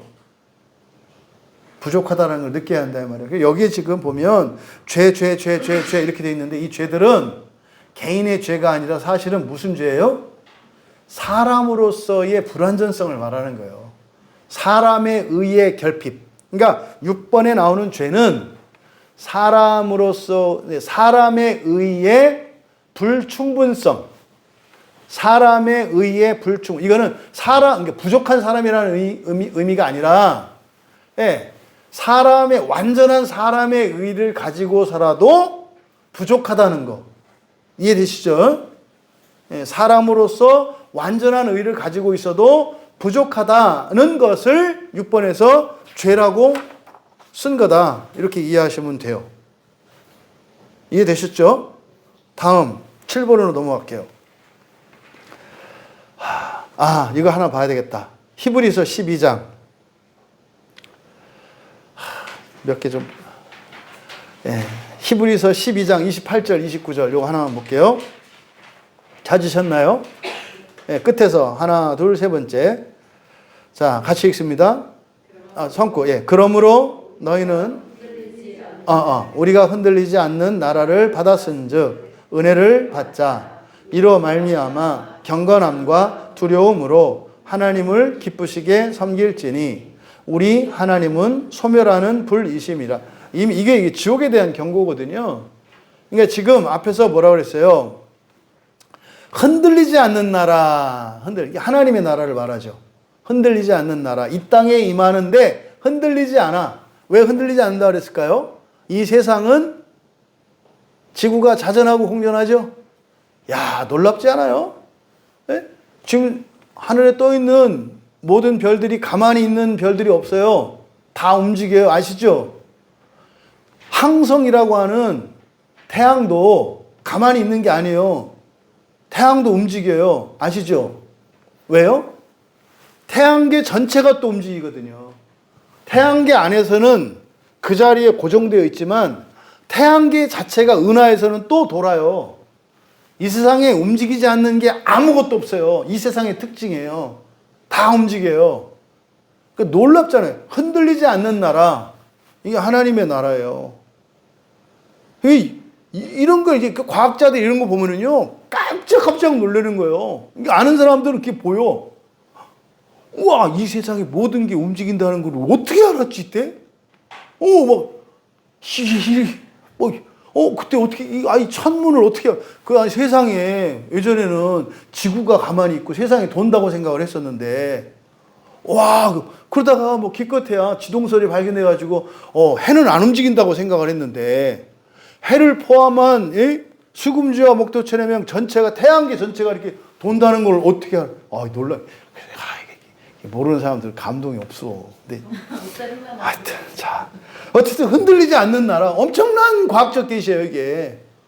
이런 나라가 온다고? 이게 하나님 나라. 그러니까 은혜를 받자. 무슨 말이에요? 그 나라에는 어떻게 들어간다고? 은혜로 들어간다는 얘기예요. 은혜를 받는다는 게 뭐라 그랬어요? 우리 주일에 배웠잖아요. 그죠? 예, 성령을 받는 거요. 성령 충만을 입는 게 그거요. 능력이 중요한 게 아니라 사실 우리 뭐요? 성령 충만을 받아서 그릇이 커지고 또 충만. 이게 본성의 변화잖아요. 왜 그래? 왜? 병 고치고 뭐 은사. 이게 아니요. 흔들리지 않는 나라를 준비하기 위해서. 우리가 성령 충만 받는 이유는 어떤 능력이나 은사를 받기. 그거는 껌이라니까. 우리에게는. 줘버려도 된다니까. 우리에게는 뭐요? 흔들리지 않는 나라. 그래서 은혜를 받자. 에? 그래서 은혜를 받아야 경건함과 두려움으로 하나님을 기쁘게 섬길 수 있다. 그리고 왜냐하면이에요. 29절 앞에는 왜냐하면. 중요한 거요. 왜냐하면. 그러니까 은혜를 받아서 이게 뭐예요? 은혜를 받아서 첫째 부활로 들어가자 이 말이에요. 28절은. 근데 그거 좋잖아요. 그죠? 근데 그렇게 해야 되는 이유로 29절에서 뭐라 그랬냐면 왜냐하면 우리 하나님은 뭐래요? 이게 뭐 된 얘기 같아요? 지옥 얘기예요. 지옥. 은혜를 받아서 본성의 변화를 따라서 들어가지 않으면 하나님이 알아서 하실 거야. 그게 어떻게 해요? 소멸하는 불. 뭐를? 하나님을 인간으로서 가지고 있는 이런 인간의 의로는 안 되니까 하나님의 의를 입도록 불로 연단하여서 우리를 하나님 되게 할 거라고요. 그러니까 그렇게 하지 말고 살아있는 동안 은혜를 받으며 성령 충만하여 그 나라를 준비해라. 이미 써 있잖아요. 다음 7번입니다. 상술한 율법의 용도는 복음의 은혜에 반대되는 것이 아니라 오히려 그것에 잘 따른다. 즉 그리스도의 영이 사람의 의지를 억제하며 능하게 하시어 율법에 계시된 하나님의 뜻이 행하기로 요구하는 것을 자유롭게 또는 기쁘게 행할 수 있게 하신다. 이게 지금 무슨 말이에요? 본성의 변화를 통해서 본성적으로 하게 된다. 이렇게 얘기를 하는 거예요. 그래서 왜 이 끝에다가 복음의 은혜에 반대되는 것이 아니라고 했을까요? 충돌하니까. 복음에 대해서 말하는 것과 복음은 뭐예요? 예수 그리스도께서 당신을 위해서 십자가에서 대속해 주심으로 당신에게는 정죄함이 없고 당신은 이제 구원을 얻었습니다. 이걸 복음이라고 얘기를 했어. 근데 성경 곳곳에서 구원을 잃어버릴 것 같이 율법을 지키고 하나님 말씀에 순종하면서 살아가야 된다 그래. 부딪히잖아요. 그러니까 웨스트민스터 신앙 고백이 해결하지 못한 부분이 이 개혁주의의 한계라고요. 이 모순을 해결하지 못해요. 그러니까 어떻게 해요? 나중에 공부하면은 돌아요. 말장난하는 것 같다 이 말이에요. 그래서 어떻게 하라고? 그러면 어떻게 될까요? 사람의 자질이나 이게 차이가 나요. 할 수 있는 사람이 있고요. 할 수 없는 사람들이 있거든요. 사람들이 가지고 있는 성품이나 어떤 기질이나 이런 차이가 있어서 그러면요. 우등 그리스도인과 열등 그리스도인으로 나뉘어요. 하나님의 의는 차별이 없다고 그랬는데 교회에서 차별이 없어요? 이게 개혁주의가 아직 풀어내지 못한 모순성이에요. 이거 지금 우리 교회에서 풀어낸 거거든요, 사실은. 사실 뭐 우리 교회에서 푼 게 아니지. 성경에 원래 그렇게 써 있었지. 원래 써 있었지. 밑에 에스겔 36장 27절 뭐 다 같은 구절들인데 읽겠습니다. 또 내 영을 너희 속에 두어 너희로 내 율례를 행하게 하리니 너희가 내 규례를 지켜 행할지라. 보세요. 내 영을 너희 속에 두어서 율례를 행하게 할 거야. 약속이잖아요. 너희도 본성의 변화를 통해서 그렇게 될 거야. 근데 지금 우리는 아직 긴장 속에 있잖아요. 그렇죠? 성령이 우리 안에 계시지만 우리 안에 또 다른 법이 싸워. 인간의 법이. 그래서 이걸 계속 변화시키면서 마지막 부활의 순간에는 성령 충만케 하셔서 뭐요? 연합되는 거지 뭐. 우리 안에 성령으로 꽉 차고 몸도 부활하면 성부, 성자, 성령 안에 여러분이 성자와 함께 하나님과 완전한 연합을 누리는 거라니까요. 기독교는 멋있어요. 그냥 사람을 위해서 살아가는 거 아니다. 자, 우리 율법에 대해서, 이 하나님의 법에 대해서 여러분들이 잘 정리가 될 수 있기를 바랍니다. 그래서 우리가 기독교인의 영광이 무엇인지, 구원의 신비가 무엇인지 아시고, 여러분들이 현재까지도 이렇게 막 고민하고 애끓이고 있는 여러 가지 불만, 지나간 과거에 대한 후회, 두려움, 미래에 대한 두려움, 그냥 좀 하나님한테 맡기고 정말로 하나님 자녀 되기 위하여, 하나님의 의를 위하여 살아갈 때 여러분 깜짝 놀라실 거예요. 여러분이 생각했던 것보다 훨씬 더 거룩하고 아름다운 분이시라는 것을 깨달을 거고, 또 한편으로 깜짝 놀라는 것은 여러분들이 생각보다 더 엉망이고 더 소망이 없는 사람이라는 걸 동시에 깨닫게 될 거예요. 그런 날을 이렇게 하셨구나. 그래서 주님이 하신 거 가지고 내가 한 거라고 폼잡고, 또 그냥 내가 하는 걸 갖다 주님한테 뒤집어 씌우고 은혜를 안 줬다고 이렇게 했고, 이걸 깨닫게 될 거예요. 이 하나님의 법에 대한, 율법에 대한 바른 지식을 갖게 하시고 바른 믿음을 갖게 하옵소서. 그래서 이제부터 하나님의 의를 위하여 살게 하옵소서. 이 성경이 먹고 사는 문제가 아니라 하나님의 의를 위하여 주신 것이고, 하나님의 의를 위하여 살아가면 모든 걸 책임지겠다고 하시는, 그래서 주님이 먼저 그의 나라와 그의 의를 구하라고 하셨던 것이 그 말씀이었구나를 믿고 그렇게 살아갈 수 있도록 우리 같이 기도합니다.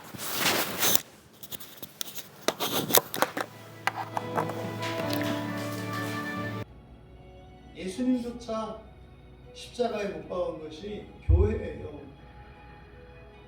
우리의 개신교회만 교회가 아니라 로마 가톨릭 교회도 교회고요. 유대인들이 모였던 회당도 교회고요. 심지어 출애굽했던 모세와 이스라엘 백성들이 함께 있던 거기도 광야교회라고 한단 말이에요. 유대인이 예수님을 못 박은 것이 아니라 교회가 못을 박았어요. 그것은 말입니다. 교회 안에 있는 원죄예요. 원죄.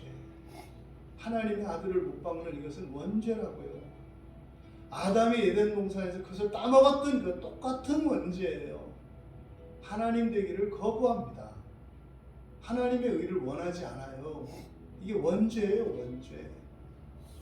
하나님, 이 시대의 이 한국교회가 이 광야교회를 통해서 이 원죄를 잘라낼 수 있도록 은혜를 내려주시옵소서. 이 한국교회가 참다운 구원이 하나님의 의에 이르는 것임을 모든 교회에서 들을 수 있도록 하나님 은혜를 내려주시옵소서. 이 싸움이 말입니다. 수천 년 된 싸움이에요. 우리 광야교회에서 이 말씀이 선포되는데 말이죠. 성경 말씀이에요. 이것은 뭐 저 개인의 것이 아니라 성경 말씀이에요. 그런데요, 예수님을 십자가에 못 박았던 복음이라고요. 아담이 에덴 동산에서 쫓겨났던 복음이라고요. 스스로 화를 자초했던 복음이라고요. 한국교회를 위해서 기도할 때 하나님, 구원이 하나님의 의에 이르는 것이며 하나님의 의에 이른다고 하는 존재론적인 이야기는 사람이 하나님 되는 것임을 한국교회 더 나아가 온 세계 교회에서 정말 빠짐없이 선포할 수 있도록 참된 구원의 의미를 가르쳐 주시고, 그때 비로소 교인들은 성경을 사랑하게 될 것이고 성경 말씀에 목말라 할 거예요. 강단에서 성경 말씀이 선포되지 않을 때 견딜 수 없는 목마름과 배고픔으로 아우성을 칠 거예요. 말씀을 준비하는 말씀의 사역자들이 성경이 아니고서는 절대로 강단에 들고 설 수 없을 거예요. 하나님, 이 한국교회가 참된 구원의 복음을 선포하게 하시고, 그래서 성경이 본래의 목적대로, 하나님이 우리에게 주신 본래의 목적대로 모든 성도들에게 유일한 구원의 기쁨으로 사랑하고 또 목회자들에게 목숨을 걸고 하나님의 말씀을 연구하고 그것을 알아내고 전하는 일에 전념할 수 있도록 은혜를 내려 주시옵소서. 우리 같이 기도합니다. 우리 광야교회를 위해서 기도할 때 하나님, 우리 광야교회에 속한 모든 지체들이 이 교회의 사명이 영광스럽게 해주시고 또 그 사명을 감당하도록 은혜를 언제나 넘치게 해주셔서 정말 이 복음의 선봉에 서서 이 시대의 어둠을 찢고 빛이 되는 그리스도의 군사로 단 한 사람도 나고자 없이 갈 수 있도록 은혜를 구하며 기도합니다. 온갖 방법으로 우리의 마음을 어지럽히고 우리의 감정과 우리의 지성과 의지를 조작함으로 하나하나 나고자 되게 할 겁니다. 하나님, 정말 단 한 사람도 나고하지 않도록 성경의 이 참된 구원의 진리를 온 세상에 전하는 그 인생을 즐거워하고 만족스러워하며 영광스럽게 생각할 수 있도록 은혜를 구하며 우리 함께 기도하시고 개인적으로 돌아가면 되겠습니다.